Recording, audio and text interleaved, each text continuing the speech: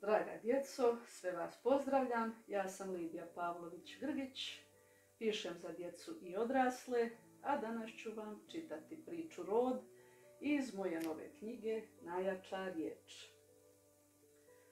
Obitelj 11-godišnjeg Marka spremala se na daleki put. Njegov se otac nadao kako će u Irskoj napokon moći pošteno naplatiti svoj rad.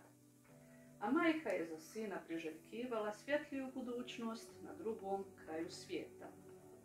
Dječak je pokušavao razumjeti njihove razloge za odlazak, dok je teškom rukom u ruksak pakirao sliku razreda na kojoj je zagrlio najboljeg prijatelja Davora.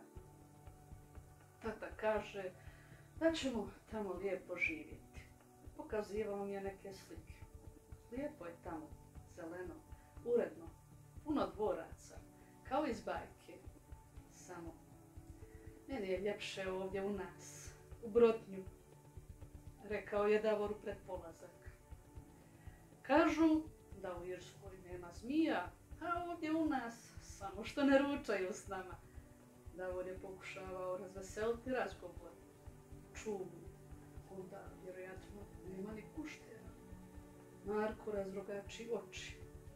I to ne znam, možda i nema, jer su zmije i gušteri neki rod. Ja imam jednog guštera u vinogradu. Nazvao sam ga Bariša, po pradjedu. Čuj Bariša, mogao si ga nazvati Ante po enologu. Čuj enologu, nije on stručnjak za vina. Taj mi je gušter više kao neka svojta. Kad god dođem s ocem u vinograd, on me i dočeka i isprati. Nacrtaj Barišu pa ga ponesi. Kad u Irskoj ima Hercegovaca, neka ima i guštera. Mi jedni bez drugih ne možemo. Davor potapša prijatelja po ramenu, a on reče: super ideja, samo što ja ne znam lijepo crtati. Ne brini, ja znam, namignu Markov najbolji prijatelj i otrča kući kako bi čim prije završio oproštajni dar. Evo guštera, ali nemoj se ljutiti.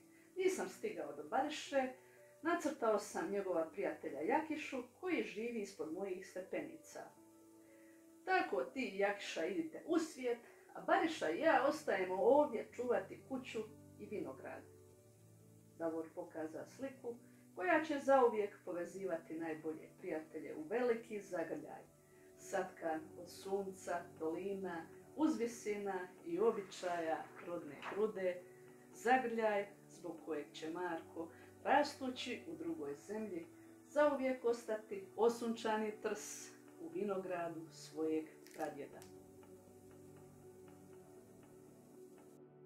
Knjigu Najjača riječ objavila je izdavačka kuća Planjaks. Najjača riječ obuhvaća 25 kratkih priča, inspiriranih mojim odrastanjem, dogodovštinama moje kćeri i susretima s djecom. Nadam se da će vas moje priče zabaviti, nasmijati, ali i poučiti nečemu novom. U njima ćete primjerice susresti jednog neobičnog vozača, zatim jednog guštera koji živi u vinogradu i ima posebnu zadaću. Također ćete upoznati i učenike jedne škole u kojoj predaje i učitelj stari jež.